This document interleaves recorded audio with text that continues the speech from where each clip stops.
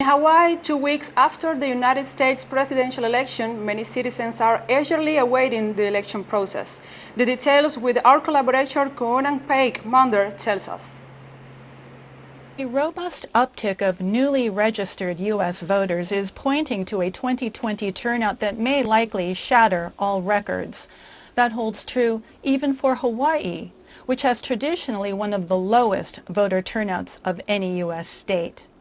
The reason for the paltry numbers is rooted in the fact that, according to the UN High Commissioner on Human Rights, Hawaii has been a nation illegally occupied since regime change in 1893. Many in the native Hawaiian population, which accounts for about 1/5 of all residents, have traditionally not been enthusiastic about voting.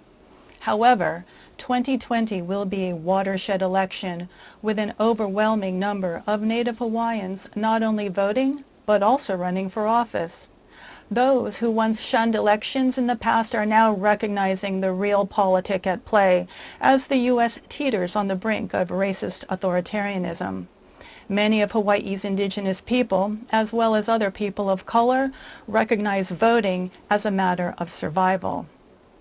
Regardless of which candidate wins for president, however, both parties have slated Hawaii to play a central role in an unnecessary and long-anticipated war with China. Hawaii is home to 11 bases, including Pearl Harbor. Ironically, the shoo-in candidate for U.S. Congress is a native Hawaiian lieutenant colonel in the Air National Guard.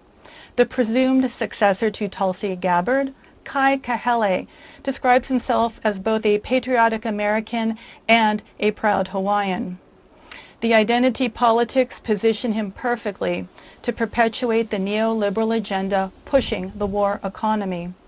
Meanwhile, peace activists in Hawaii and throughout Oceania continue to mobilize a resistance movement for a People's Pacific.